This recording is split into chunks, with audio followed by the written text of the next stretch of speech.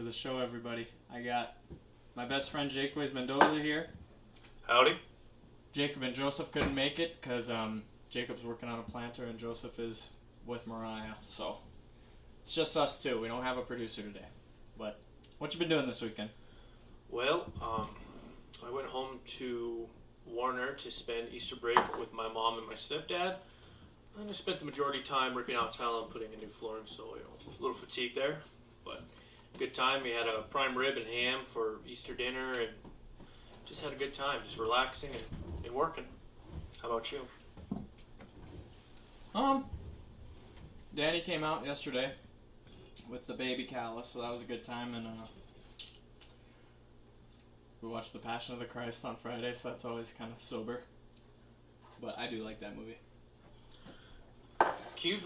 Of course it's about Jesus Christ Yeah. dying. I've only watched bits and pieces of it. Can you kind of tell me more about it? Because it's by Mel Gibson, if I'm correct. Yep, Mel. I think he said, because we have a little picture book, like the photographer for the crew, they put a book together and it was just all the pictures he took of the shots they were doing.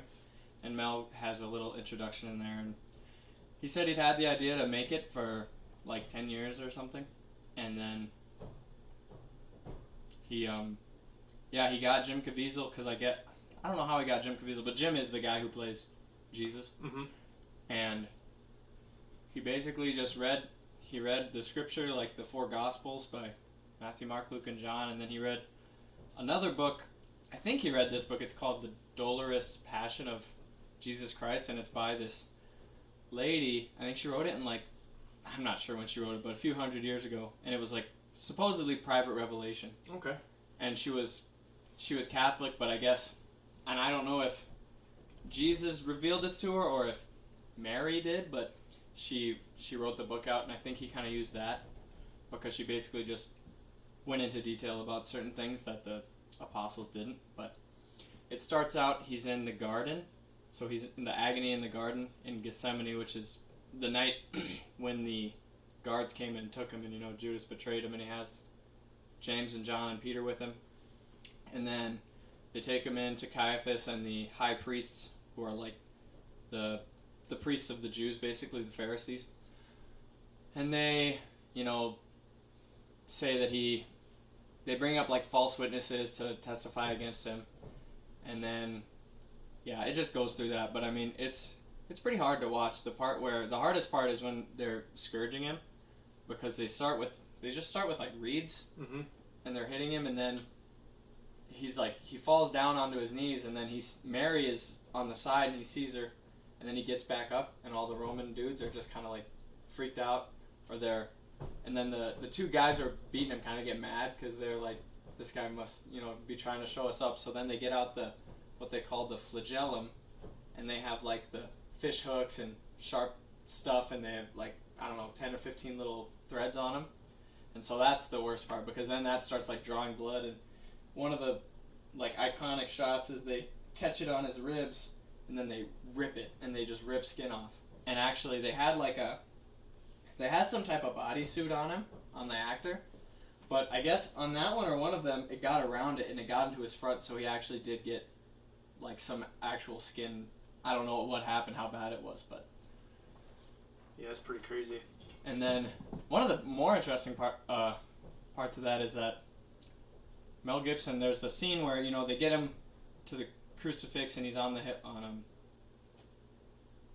Mount Calvary, I think is what it's called, but they're hammering in the nails, and I guess there's just the scene where they have his hand out like this, and you just see the guy's hand hammering it, and that's actually Mel Gibson. Mel Gibson wanted to do that. Really? Yeah.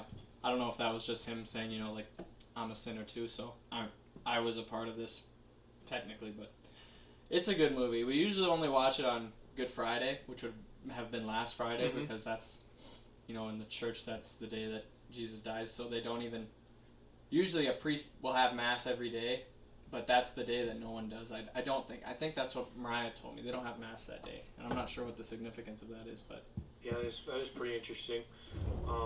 If I do remember correctly, I remember learning this in my Bible study back in high school. I think Jesus is one of the few people to ever sweat blood from being beat that bad. Well, if I remember that correctly. yeah, that was sorry, I spilled milk here. That's all right. That was, that was in the agony in the garden. So that actually can happen to people, and I don't know what the term is, but you're under such stress that you start sweating blood, and that was before, because tradition, I think this is how they explain that. He kind of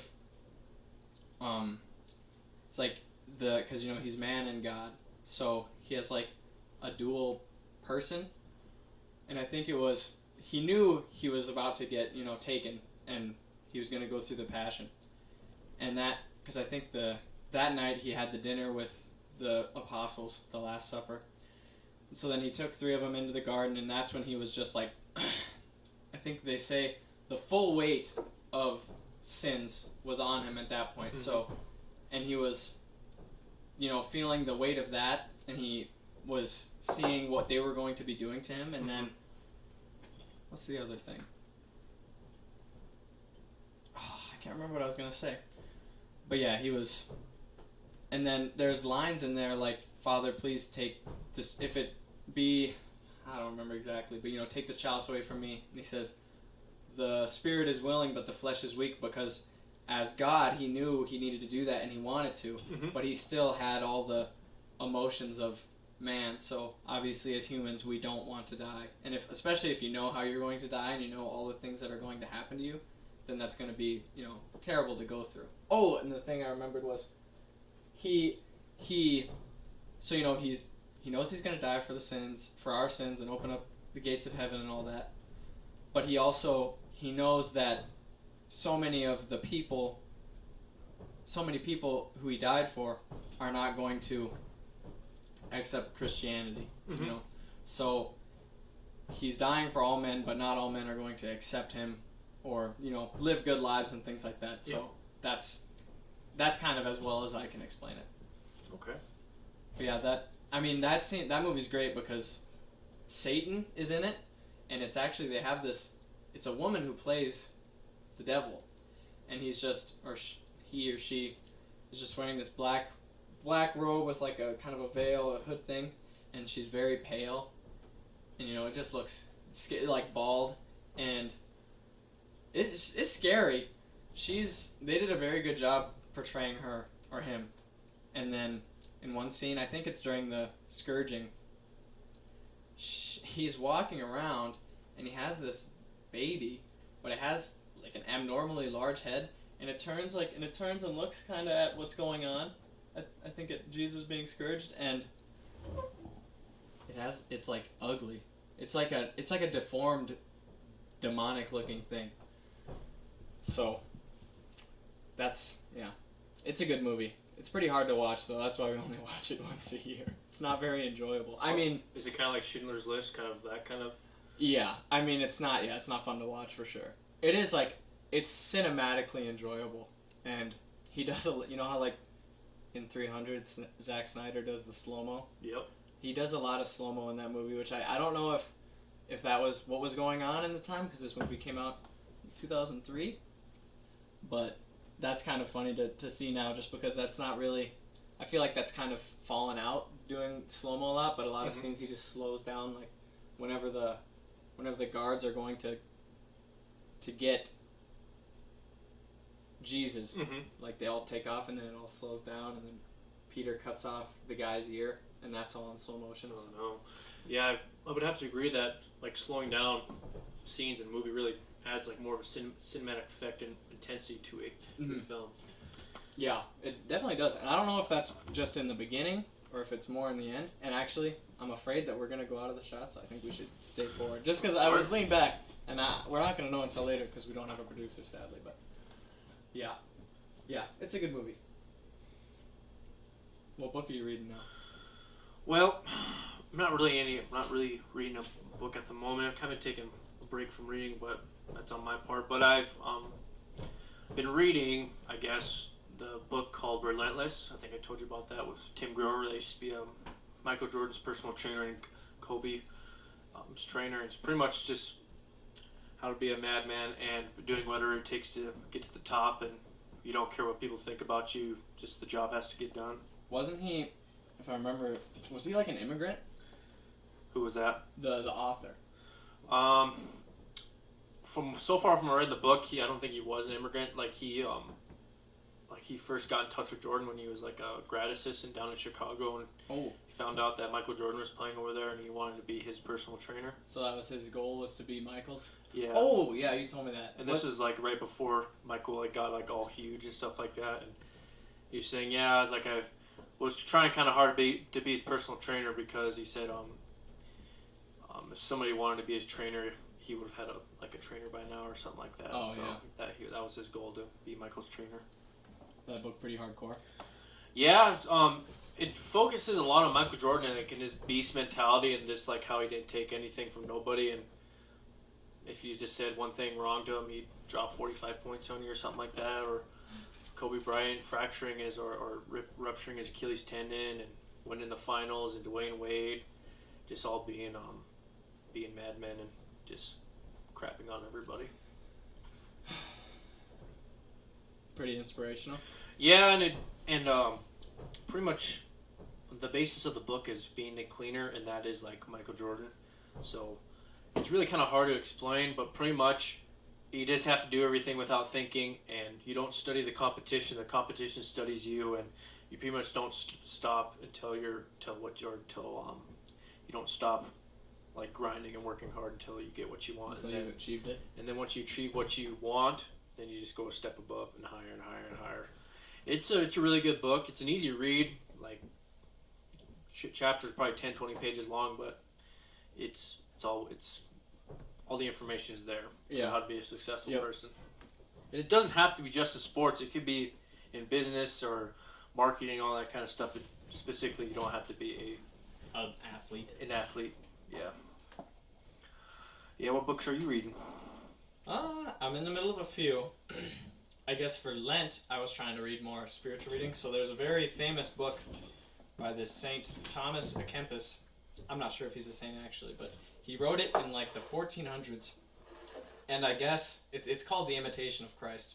So a lot of it is kind of like the chapters are probably 2 pages or 3 pages, so they're pretty short, but a lot of it is kind of dialogue between, I guess it'd be himself or us and Christ. Mm-hmm. So it's a lot of the book is mostly about, being humble, which is a big one. So humility and being more internal. So not trying to find happiness in things or in people, because people will always let you down. But, Christ is God. He's the truth. So he's never going to let you down. So the more you put faith in him, the more, peaceful you will be, as peaceful as we can be, in this life. But it's really good. I try to read it in the morning. So it's kind of like the first thing I try to do in the morning before I go about my business, because it's kind of a good reminder, But not spiritual reading.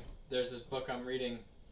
I've been reading it for a while, and it's kind of tough because it's called The Closing of the American Mind, and it's by this professor. He's like he's known as a philosopher, and he wrote it. His name's Alan Bloom. He wrote it in the 80s. Okay. And he worked in the universities, and a lot of it is about philosophy, which is hard for me to understand. It's, he talks about Aristotle and Socrates and the ancient Greek philosophers, and then he goes into more modern philosophy, like I'm trying to think of some of the names.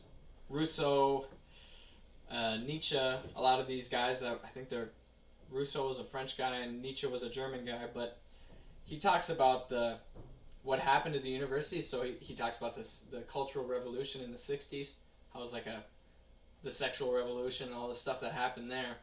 And the whole, it's kind of a thick book, and the whole middle section, like the good majority of the book was him just going through what the teachings of they'd be called the modernist philosophers, or the Enlightenment age philosophers, which would have been in the 1800s. Okay. So the more modern ones compared to the ancient Greeks. But he just kind of goes over their teachings and how they relate to each other, and how they were, a lot of them were alive at the same time, or either learning under someone. So they're kind of contemporaries, but that stuff went right over my head, because, I'm trying to learn about history and philosophy, but I don't really know anything about any of the things these guys have written. Uh-huh. And a lot lot of it I wouldn't even be able to explain it, so I'm not going to try, but you go. So, on the topic of philosophy, what is one of the philosophies in that book that you can somewhat describe to me? Well, I guess when it comes to the Enlightenment philosophers, I wouldn't really say it's just philosophy. Mostly what they do is they try to navigate like what society should be, what a good person is, what a culture is in a society, and how there can be good cultures and bad cultures. So it's more so like how man should navigate in the world, which is what a lot of philosophy is. But the difference between, so there's like religious philosophers who pertain it to God. So like St. Thomas Aquinas was alive in the 1300s, and he's like one of the great doctors of the church. He was a great philosopher. So he would be a more Catholic or religious philosopher. And these guys, to the best of my knowledge, and this may not be 100% correct, which I doubt it is, but It's okay. this is just for talking anyways. Yep. The Enlightenment was man moving past or getting out from underneath the influence of the church, which would be like the Catholic Church. So like kind of branching out to their other religions instead of the Catholic Church kind of thing? Yeah, that too, because there was that had already happened, because the Protestant Reformation was in the 1500s, and that's when Martin Luther started, the Lutheran Church, and then after that, there's a lot of different branches. Okay. So the Enlightenment was more so they're just moving past God in general, like being subject to the Lord, so like morals for the sake of this is God's truth, like these are the rules Jesus laid down for people. And Nietzsche, I think his name was Friedrich Nietzsche, he was one of the more famous philosophers. He had the line, God is dead. That was his line. And he didn't say it like celebrating it. It was more so like he had seen societies kind of revolting against the church. So the French Revolution was in the 1700s. There was a lot of activists. They murdered, hundreds of priests and what would it be? Like the royal family, things like that. They killed a lot of the aristocracy. So, and I honestly don't know too much about the French Revolution, but that was one of the first big revolutions that happened. And so he was saying, well, societies just don't really believe in God anymore in such a authoritative way, because before a lot of those countries were underneath the authority, like the kings subjected themselves to the Pope. So the Pope was kind of, whatever the Pope said, like what societal standards should be, they kind of followed that. So eventually that kind of fell out of practice. So the Enlightenment philosophers were more so like, well, obviously we still need morals in some fashion. We still need to be good people. We can't just, revert back to like barbarism. So it was more so just why we should live good lives and things like that. But that's kind of the best I can explain it, because I don't want to, I'm already near the end of my depth when it comes to that. But that's kind of what I've gathered over the past few months, because I haven't been studying as much recently, but over the summer I was studying that a lot, and more into the fall. But once I got into winter and Lent I kind of just stopped with the political stuff, because I'm pretty into politics, but it's kind of distracting. So. Yeah. But yeah, that's a book I'm reading. I'm almost done with it. I'm like 30 pages away from being at the end of it, but really, it's definitely something I think it's just above me right now, and I probably need to do more research or just get more generally knowledgeable and then go back to it. Yeah, makes sense. 5 years from now, or just hit you in the head when you're just sitting there in a tractor or something like that. Yeah. And I mean, a lot of it was mostly because he was like introducing what Rousseau thought, or what I think Machiavelli, a lot of these guys, what their ideas were, and he was just he would reference books by them, he would reference this person without giving a lot of background knowledge. So he's obviously a very smart man, and he doesn't, I think he kind of just expects the audience to know a little more about it, which I'm I don't. Just gotta find like an introductory book to philosophy and Yeah, I need to. rulers. Yeah, I need to find like a commentary on that book, and that's something that's why I plan to reread it eventually, because something that I mean, this is something we learned in high school. You know, they want you to read a chapter and take notes on it. I never did that. Well, like exactly, like you don't care, so you're not gonna do it. Here, 1 second. Let's move this. I got it. But you know, you don't really want to because you don't really care. You're just trying to get out of school, right? But that's something that Jordan Peterson, who's a guy I really enjoy listening to, he's like a psychiatrist, kind of a philosopher type. He's gotten really popular over the last few years because he's just he's given a lot of talks. His demographic is mainly like us, like young dudes, kind of why you should be responsible, why you should, you know, tell the truth, things like that. So he said the best way to study is to don't highlight. I mean, you should highlight if there's a word you don't know and you want to look it up later. So that's a good time to highlight. But, you know, that's something that I kind of picked up in school is just like highlighting passages and coming back to them. But he said the better way to do it is read a chapter or read a section, shut the book, and try to write down what you remember in your own words. Because if you're actually trying to study and remember for a specific reason, so like I'm learning a lot about this stuff because I want to blog about a lot of these things because I'm kind of trying to figure out why all this, like the last year, stuff's blown up, you know, like societal issues, race issues, things like that. Yeah. It's gotten pretty nasty. So that's kind of something I want to do, is write blogs or maybe videos. So for me, it's like I want to kind of have a lot of this information ready to go, and the best way to do that is to write it down and see it. Because you can read it or you can listen to it, but we are very visual. I mean, not everyone's a visual learner, but you know, regardless, if people you like write, seeing things. Yeah, you like seeing things, you like pictures, and if you write it down, you're just gonna remember it better. Yep, I have to agree with that. That's something I've been trying to do. With this book, I'm kind of just reading. It's like a practice book I'm reading, just to do that, because the chapters are really short, and it's just to see how much better you can remember things. Because I listen to podcasts all the time, but it becomes like a jumble in your head. And that's why I also just like writing in general, like journaling in the mornings or in the evenings, which I haven't been as great at, but especially when I'm trying to learn about, you know, heavy stuff like this or deep, knowledgeable stuff like that, it's just, it swirls around and you need to write it down to get like, you know, linear or actual concrete, like what do you know? Because we can think we're smart. If you can write it down in like actual sentences that make sense, then that's a little more affirming. You're like, oh, I may actually be able to say this, you know, like transfer this knowledge to someone else or kind of try to explain my position.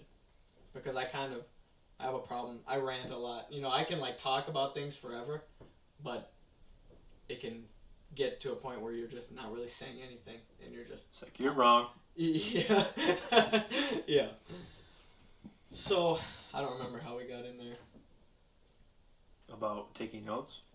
Yeah, I think I just brought that up, actually. Oh, you were asking me about what book I was reading. So, yeah, that's what I was reading. Yep. You want to get into this? So this can transition into what we were talking about. Yeah, this is a big topic in recent times. Tell you what. Yeah. So weird. I was just listening to a podcast earlier it was Jordan Peterson, and he was interviewing this investigative journalist named Abigail Schreier, and she got approached by this mom a few years ago. I don't remember exactly what the question was. She was saying, my daughter was looking to, I think, basically all of a sudden, she had never showed signs of gender dysphoria, which is what, like, the clinical term for it would be someone who's doesn't feel comfortable in their, you know, presenting, if you're male, you don't feel comfortable with that. Yep. And she said all of a sudden, like, she'd never shown signs of this, she'd never talked about it, and then all of a sudden she was just saying, I want to get surgery or something of that nature. And she was asking her to look into it and maybe write an article about it. And so Abigail was like, well, I'll try to get someone else, like someone who's more knowledgeable about this, but she said no one will touch it. Like none of the doctors she went to or none of these reporters she went to would touch it, so she thought, well, I'll just write a book about it. And it's called Irreversible Damage, and I think it's the craze that's ruining our young girls or something like that. I'll just say it's Irreversible Damage. And she interviewed thousands of moms and transgender adults and transgender kids or kids who are thinking about transitioning. And she was just kind of like, she found out that over the past few years, it's been probably the past 5 years, there's been a like exponential increase in teenage to college age girls transitioning or getting into the LGBTQ, like non-binary, non-gender conforming or gender fluid, or they don't identify as anything. They don't identify as anything, or they don't want to be like tied down by an identity. And she was kind of looking into why that is. And I'd heard of her before because I'd watched something she had done over the summer, but I guess I have some things here, so I'll just read some of these off, and then we'll kind of talk about them because these are points that I'd taken from the podcast I listened to. So, I guess in years past, like statistically, it was men, young guys who were more likely to want to transition, and in the past few years, it's been girls. So, like I said, high school age girls or middle school age girls who have been wanting to transition, like skyrocketing rates of that, wanting to transition or wanting to get on testosterone or get their breasts chopped off, get the top surgery. And so that's a point. And just a lot of funny stuff has been going on in relation to that. So because she's thinking there's like societal pressure on these girls because there's a lot of, she said, if you go on YouTube, or there's a lot of activists or influencers who are affirming these young girls to say when they're like, I'm depressed, I'm this and that. She said there are people who will just say, well, you should, and if they show any signs of like maybe not the most stereotypical girl behaviors, so like tomboyish things like that, they'll say, well, you should just get on testosterone because it's like testosterone will actually improve their like anxiety or depression, because that's the rates of anxiety and depression are going up too among teenagers in general, but girls in particular. And so these young girls will do that, and they'll also kind of, she said, it's like they transition in groups, like groups of friends will do it together. So maybe like shoot tests. well, I don't know if it's specifically testosterone, but just do manly like things. No, just like the whole transitioning thing in particular. Like they'll agree, well, we'll all transition together. Yeah. And she said that could partially be the nature of girls, which is, she said one thing she said is girls, I don't remember the word, something, but they're very empathetic. They're more empathetic than males are. So they want to help their friends and they want to take on their pain more and try to like fix the problem. Fix it together? Yeah, fix it together. So the thing, she said that's a part of why this may be happening is they want to all do it together. Maybe for the support of one friend or because all of them are having some type of anxiety or something like that. And that's kind of why she was pointing to the influencers on YouTube, because have you noticed this? What's that? Past few years, it seems like if you try to question a young kid who's wanting to transition, and I mean, I've never done this, I've never had this happen to me before, but it's like, it's taboo to do that. Like, you have to be congratulating them, you know what I mean? Yeah, you just can't ask why anymore. Yeah. Because it's inconsiderate and you don't know what they're going through. Yeah, because it's their personal experience. And she said there's been a lot of we're munching on some deer jerky right now, it's pretty good. She said a lot of the medical associations, and I'm not going to remember the names of these, but two specific ones. If it was the Psychiatric Medical Association of America, I don't know. Mm-hmm. That's probably wrong. But whereas before it was always, let's investigate, let's look at why you're feeling this way. Maybe it's not, and if they don't have gender dysphoria because there are signs for that, maybe it's probably other things, like, it could be family issues, a lot of problems as to, and also just being a teenager in general. Yeah. It's a tough time, you're trying to, like, figure out who you are as a person. I think that's the biggest problem, too, because, in my drug and alcohol class I'm taking right now in school, we had a speaker come in and he brought up the discussion of transgender and all that kind of stuff, and he had a kid come in saying who's a guy who wants to be a girl, and he was like, he thinks it's more like an identity thing, like since they're all hormone induced and hormones are raging, like they just don't know who they want to be yet. It's more of an identity thing instead of I want to become a girl or I'm confused in who I want to be, which I think that's another big part too, is especially during like a time such as puberty, your hormones are up and down, sideways, upside down. You don't know what's going to happen. And I think it's just the hormones talking instead of I actually want to become a woman. Yeah. And I mean, there's so many things. So I guess that was one. She said the associations are just becoming more affirmative, whereas they're not questioning. They will just say, oh, there was one example she said, but like they will let these kids get, with the parents' permission, they don't need a therapist note anymore or things like this to get, these surgeries that are elective, but they're extremely invasive. Like, creating the phallic, tool.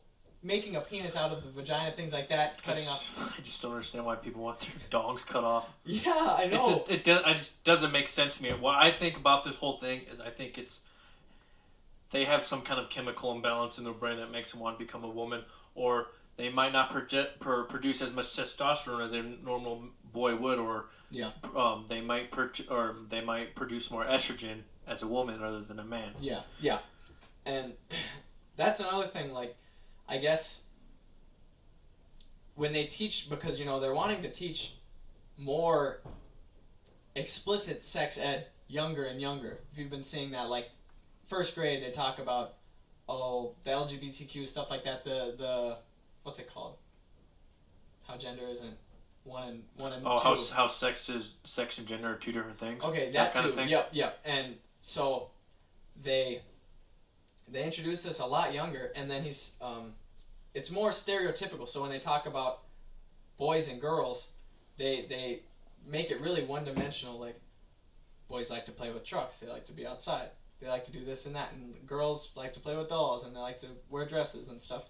And so it's almost like they're making it so one-sided. Yeah, so one-sided or so one-dimensional. Like, if you and they use that kind of as a starting point to say, if you aren't one of these things, well, then you could just be, gay. Whereas, it was before, it was just these kids, they probably just become gay or something like that. Now it's like, well, you enter into the alphabet soup group, which is the LGBTQIA, so you can be, you're trans, or you're queer, or you're, gender fluid, so you can go back and forth between one or the other. That just doesn't make any sense. You literally cannot become a woman one day and a man the next. It's literally impossible. And that's another thing. So, and these aren't my ideas. I'm pulling this from this podcast a lot. So I mean, some of these are my own, but that's fine. Abigail said she interviewed a lot of adult transgender people, mm-hmm. and they would say, well, I had just gender dysphoria for a long time, and it bothered me so much. This was the only way I felt like I could, be comfortable, is transition. Whereas now, the way they say it now is, well, I've always been a girl. I mean, and it's like whereas before, they weren't imposing their worldview on society, but now it almost is that way. So that's why, like, I guess in California and New York, if you don't, you can get in trouble for not calling someone by their pronouns. So we're instilling this. It's not true. It's not the truth. Yeah. And we're instilling it, and we're making it policies, and you're putting it on society's shoulders, and you're making the world, bend to a very small population. I mean, it's growing now because like it's almost become trendy. Oh, it is a trend. It is trendy. I'm not trying to be insensitive, but like I said, you see it. You literally see it every day, especially on social media. Snapchat, especially with all these stories and that's another stuff thing. like that. And I think that's just not right thing to do to portray that to little kids who have Snapchat, and then they have the mindset of I want to become this person, or I want to be a woman, or I want to be a man, kind of thing. I mean, it's gross. Not saying it's just when you are looking, scrolling the stories that aren't your friends but the main ones, and like the third thing you see is I'm 13 and I'm a drag queen, so it's like a kid. I'm a boy. Yep. I'm a 13 transgender drag queen, and it's like makes no sense. And this is what, obviously there's a reason that's at the top because that's like that's what they want you to see. That's what they're pushing, and I don't know who they is. I mean, it's just like. It's like a perversion of morals because and they're introducing this to kids so young, like in the schools. Obviously, they just want it to become a major point, like a focal point in their lives because,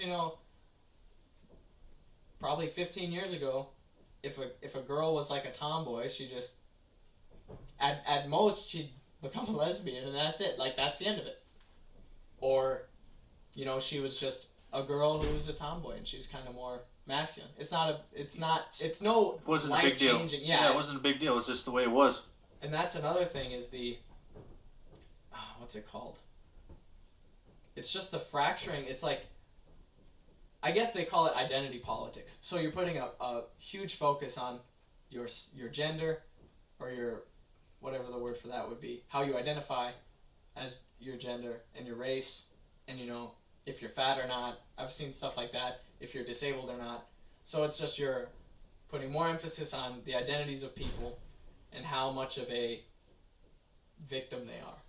It's like they're wanting to train young people to identify any type of victim status they can use like as leverage in society. Because obviously we should be empathetic and helpful to everybody. Yeah, but you can only feel bad for so long. Especially when it's like, I think that's, I mean, we'll try to stay on this specific topic because this, it branches out into everything. Like this is very inclusive of a lot of different things, race in particular. 100%. So I'll go back to this before I go way off.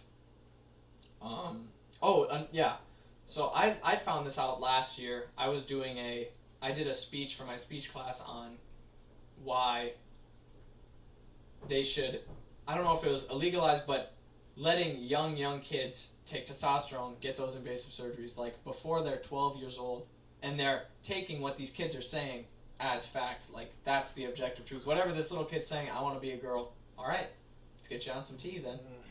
So, anyways, the stats for that, if you leave the kids alone, just let them deal with it or try to get them, to a psychiatrist or something of that nature. 60 to 70, and it may even be more, % of young people will desist, which means if they have gender dysphoria, eventually it'll go away, or if they're having, these thoughts or these feelings, within a few years, they will stop, and they'll be like, okay, I feel comfortable as a boy, or things like that. Yeah, that's a high percentage. Yeah, just along with that, I just think it's since that 12, like whatever that puberty age. It's just like I said, the hormones and stuff like that. Like you're thinking things that are like, why am I thinking about this? Like 5 years later. Yeah. That kind of thing. Like, I mean, I have a sister in high school, and I've heard her go on. Like girls are emotional, guys can be emotional. It's very different for guys and girls, but still, it's confusing.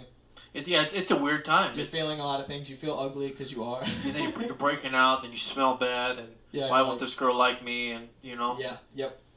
That's another thing is if you just let them ride it out, the majority will just desist, and so that's why it's so dangerous because, especially if doctors and your friends and there's some super little, like I've seen disgusting stories of parents like pushing for their kids to get transitioned just from the kid saying one thing, and the kid doesn't even know what's going on. You know, it's a child.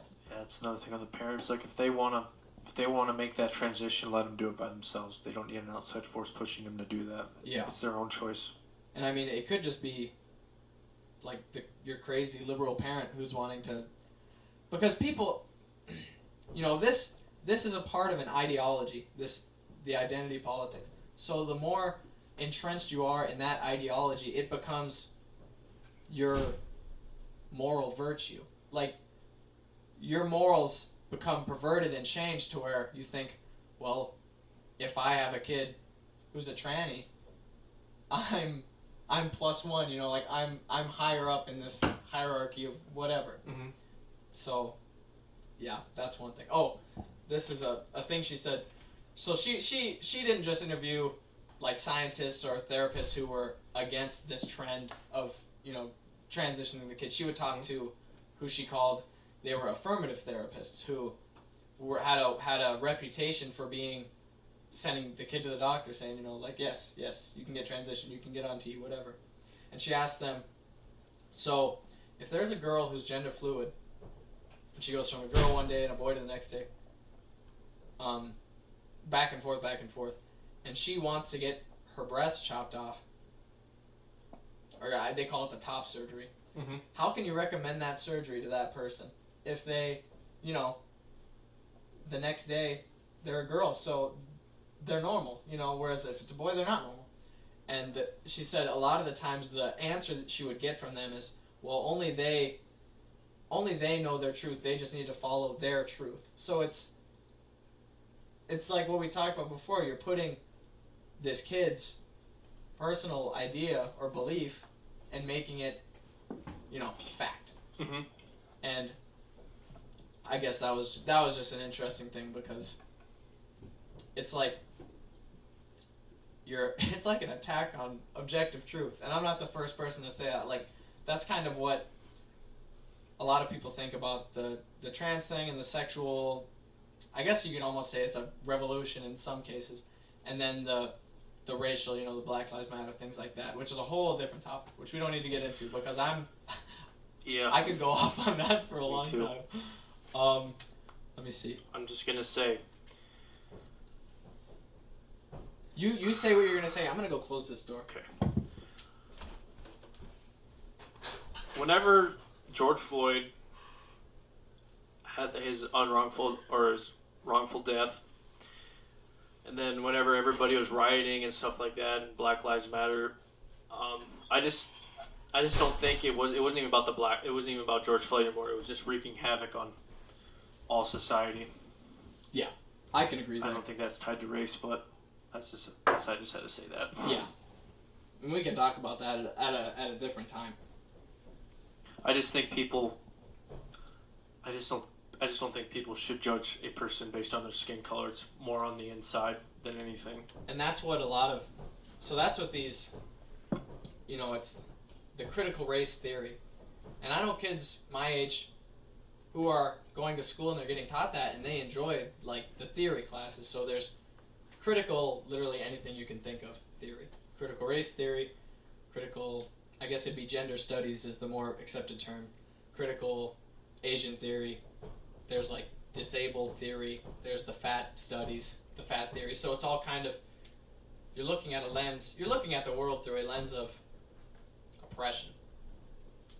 Whichever lens you want to talk about. So let's say we're on transgender right now. Yep. You can look at if there's any type of gap in, you know, this group makes this much money, this group makes this much money. Why is that? Through critical theory, it's going to always be the oppression of that certain minority group. And that's what these, like, you will get activists. These people will become, like, activist first, whatever their job is second. So these people, you know, there's a really good documentary I should have you watch in the audience. It's called The Evergreen. Oh, I can't remember the name of it, but just look up the Evergreen College documentary, because these kids basically, like, took over a college back in 2017, and it was over racial issues. And they, like, put the staff in a room, like, they took over the campus. They wouldn't let these teachers leave the room or the administrators until they cave to their demands. And one of these that I can remember, it's like the girl saying, I don't think the black kids should be graded the same as white kids because we have to deal with systemic racism and things like that. So That's a bunch of crap. So these are the arguments that they're making, and that's not all of them, but I don't know where I was going with that, but maybe I'll find the answer in here. Maybe you should ask me that one question. Since we're on the topic of transgenderism. Yeah. So, have you noticed a shifting of attitude, or like a societal change in attitude towards the transgender? I don't know if it's a movement or just the ideas, the perception towards transgenderism, things like that. Because I went to Lake Area for a couple of years, but it's a very conservative school. Yep. A lot of ranchy dudes. We didn't really get into I never really seen that ever. And it's probably, I was there for a short time, but you're at Black Hills State, which I would say is a more liberal institution. Yeah, it is. So, if you have any personal experiences of that, go for it. Well, I guess as this transgender movement is kind of moving along, I see kind of all over the place, especially at the college, that like people are just kind of more accepting of everybody, no matter what. And people they'll let you know if they're transgender or not. Last year I was in an improv group and we had a individual who is a woman, and the next week she decided to become a man named Luca or Luke. Her real name was Luca, but then she transitioned into Luke, and she had long hair and everything like that she chopped it all off and kind of what my hair looks like right now, and wore male clothes, pants, like plaid t-shirts. We had to call her Luke and him and he and stuff like that. And so did your teacher like give an announcement, or did she give an announcement? Our improv leader guy, he made the announcement when she wasn't there, saying, hey, she has decided to transition into a male. His name is Luke now, and his pronouns are him and his and stuff like that. And yes, it was pretty weird, but for a little bit it was weird to call her a him and stuff like that. But like I said, people over there are just kind of more open to anything, and if you want to become a girl, and we'll just have to call you by that. Well, I mean, it's just... Sorry. Oh no, it's okay. I don't want him to hear me chewing. You want to be empathetic towards people and you want to be nice, and this girl may have had some type of, she may have had gender dysphoria, she may have had a lot of problems going on, so, you don't want to... You don't want to be die. rude, Yeah, you don't want to be like, you're a guy. I'm not... Hello, sir. Yeah. You don't just want to egg her on. Yeah. And there are people who will do that. But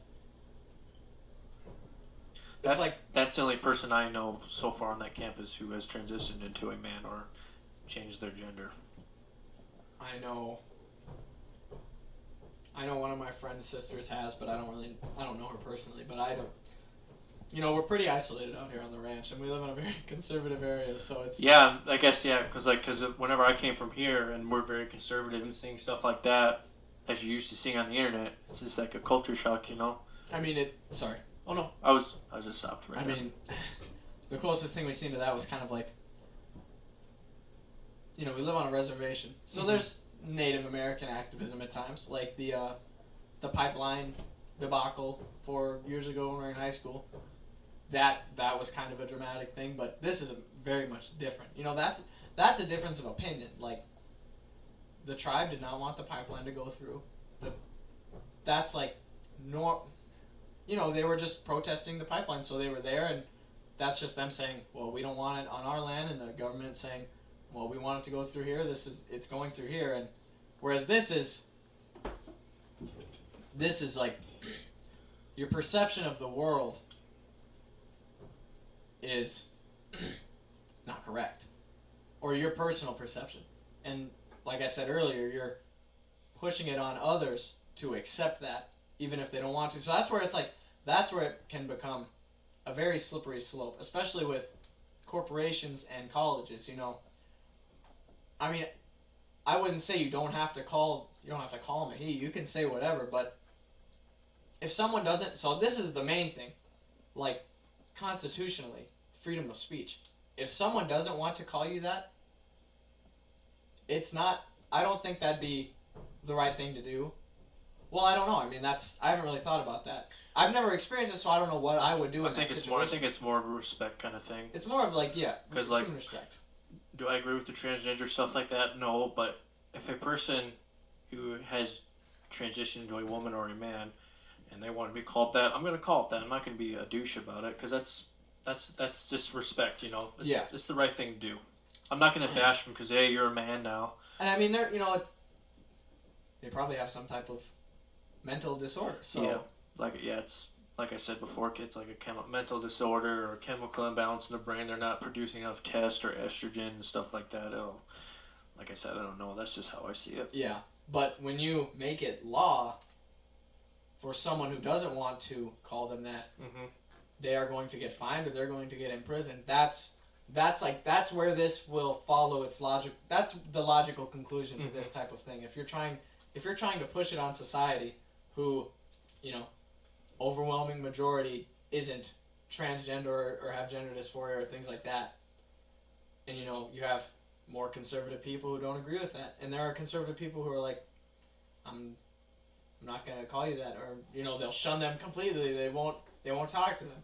I mean that they have a right to do that. It may be mean, it may be kind of harsh, but once you start infringing on people's rights, like that's where this is going, and that's where a lot of this is going. Like with the with the racial tensions, that's happening all over the place in corporations and things like that. But I don't have anything on the top of my head to talk about with that. Let's see. I think I have something else. Oh, I mentioned this already. Activists will enter industries and put the ideology first. I think that's everything I have from this piece of paper. Oh, yeah, this is a question. Okay. So, this Abigail lady, you know, people would say, like, people who don't agree with her are saying, when she goes to the fact that traditionally it's been young men who have been transitioning to transgender or whatever, female, she questions that. Like, why is it now women or young girls who do? And they'll say, well, now it's just, you know, it's more societally, like, the stigma is not there. It's more acceptable to our society. So that's more like, that's the base rate of what it would have been years ago if it was acceptable. Because now these girls feel, well, I feel comfortable coming out. I'm not going to, you know, I'm going to be okay. So I'll do it. And that would be their argument, partially.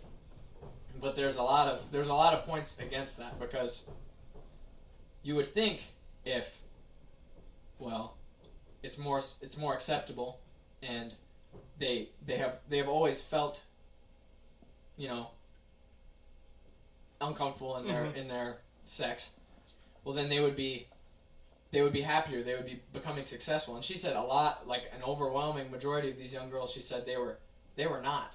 They were still depressed, and it was even worse, and they had cut off their family, they weren't getting jobs.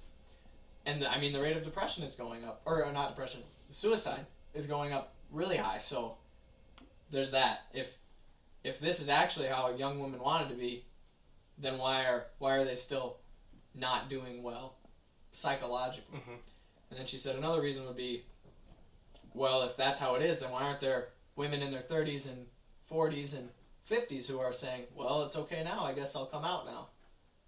And also, if young women are transitioning at a much higher rate, why isn't the young male rate going up at a slightly comparable rate? You know, like, if I don't know the statistics on this. This is what I've heard, but I'm sure she's right, because, well, I could look into it and we could come back to this another time if we meet again. But yeah, those are the main reasons. Like, suicide's going up. There aren't different demographics of women going up, and the boys' rates aren't going up either. So that's when you think, well, it's probably more of a societal thing. There's different forces at work there. Yeah, that's all. That's mostly what I have on that. It's just dangerous. Yeah, we're definitely living in weird times, and I think, like what you said, like the age of people, like older people, like you say, like how people in their 30s are coming out now as transgenders or something like that? No, well, it's like teens and 20s. The Mhm. girls are, and none of the older women are like 30s, 40s, 50s. Mhm. It's not increasing in other age groups. Just that very specific demographic. Do you think I'm trying to say? Do you think like if more older people come out as transgender, you think it open up even more doors for people who are maybe younger than that age or older? I would have to say, I don't know if that makes sense. Maybe say that one more time. I think I have an idea of what you're saying. So, like, for example, if you had like a 30-year-old woman who comes out as a man, do you think that opens more doors for people to come out in that age group or even older? I mean, yeah, that I would agree with that. Because you know, if you see someone who's successful, that wasn't accepted before and they're accepted now, then that's gonna encourage them. Like what's her name? Bruce Jenner, Caitlyn Jenner. You know, and that's another thing. Like, or that Croc fella or woman now. Who's that? So before he was like a badass Marine and a like awesome powerlifter, and then he transitioned into becoming a woman, and he has a documentary about her. She does now. He said that he wanted to be two things. He wanted to be strong and he wanted to be a woman. So it wasn't just for that moment. He actually wanted to be a woman for a very long time. And I don't think he would have came out back then because I guess it wasn't fully as accepted as it is now and stuff like that. And she's a big woman now. Like, still looks like a man, I think. But he ended up taking like test booster or estrogen blockers and stuff like that instead of test boosters to become a woman. He had like voice changes and stuff like that. Got new hair and stuff like that. But yeah. 1 second, I'm gonna check and see if this, because we don't have a producer today. Usually they would tell us. Okay. Let's. We're 56 minutes in. Nice. Wow. Yeah, I don't know if that really made sense because No. I understand. Because I noticed that because whenever he became a woman, he was probably in his 30s, early 40s, something like that. Yeah. No, I get what you're saying. I mean, yeah, like Caitlyn Jenner's the main example I can think of. And I'm sure that's because like there are still. It's not like gender dysphoria and people will become transgender. Mm-hmm. So there will be people who are inspired by Caitlyn Jenner who are like, well, I guess if they did it, I can do it too. Yeah, or opens up a new door, more confidence to make that transition. Yeah, but yeah, I guess so. That's true, I believe. Mm-hmm. This is the main thing is just like how it's becoming a trend, and it's the end all, like it's the solution to their problems, and the majority of the time it's not a solution because they're adding more uncertainty and confusion to their lives. But it's also like it can be a dopamine rush for them because we want dopamine in our brains. We enjoy that. We want to be accepted by others. Yes. And now it's if any young teen is on some type of forum, they're kind of like in a chat with a bunch of trans people, or their friends are very accepting of that, and they come out as trans. Now it's just everyone's like, oh, I'm so happy for you. Now you can do what you want to do. You can be happy now. Mm-hmm. Oh, I never even lit the candle. 1 second. But so that's another thing. Like you said earlier, you can't ask why. And there are that Abigail lady said there's a lot of doctors who aren't on board with this and how common it is for doctors to just say like, yeah, here's some tests, here, do what you need to do. But she said they'll get fired from their job. She gave an example of someone, holy cow, of this like really well-known doctor. He was like an expert in the I don't know if he was some type of psychologist. Mm-hmm. Anyways, I think he was the head of some organization, but he kind of came out and said like, I'm not a fan of how this is going, of how we're just accepting this and we're not doing any research into it on a lot of these young women, and he got fired. So, and I mean that's the case that's the case in a lot of these areas. It's the woke ideology, and you get in trouble for speaking out. Like, what's another example? So this Evergreen College that I mentioned earlier. This is gonna be more about race now, I guess, or color. So they had started this equity council. So there's equality and then there's equity. Equality would be like equality of opportunity. So let's say, like, you know, in some schools let Native Americans go to college. It costs less money. They get more opportunities for scholarship because, you know, out here on the res, it's a very poverty-stricken area. Yep. So there's an equality of opportunity there where you let, you know, you kind of even it a little bit so people can get farther, get out of bad situations. But then there's equality of outcome, which is what we would call equity. And I don't know if you've heard. Let's see if I learned this in my sped class. Is it okay? Equity is so like everyone gets the same. Yes. Yeah. Yeah. So So a lot of these corporations, they'll have DIE classes where it used to be. I don't know if it's inclusive. No, I can't remember the word, but now it's diversity, inclusion, and equity. Mm-hmm. So you'll have the diversity courses that they make. You know, these activists will bring it into these, and I'm sure it's in colleges too. Like, I'm sure some of the staff on Black Hills State had to do something like this. Probably. And so this equity council at this college, and this is in Portland, Oregon, I think. They were starting a lot. They were wanting to instill a lot of like outlandish policy for this school. Like the one thing I can remember is every time they hired or a position for a staff had to have, if it was like. It had to have some type of advancement of equity, racially. Yeah. So, and I'm not explaining this the best, but basically, like, they had to be some type of minority group, or the class they were teaching was going to teach this ideology, this theory. Mm-hmm. And so the professor, you know, him and his wife both taught at this school, and they're like, well, a chemistry class will not have any equity, you know, criteria. It's not going to fulfill any of that criteria because it's just science. Yeah, I mean, you can't. It's just a natural science. It's not going straightforward. There's nothing about it. It's not theoretical. It's not societal. And I mean, especially if at this point it's like, are you going to stop hiring white people until you have an equal amount of Latino, Black, you know, Asian, white people? So is it going to be harmful to, you know, white folks trying to get a job if you're just going to hire on a lot of, you know, different minority groups? So they were just starting to do all this crazy stuff, and this, oh crap, I don't remember why I started telling this story, but I'm sure I'll get back to you. Do you remember?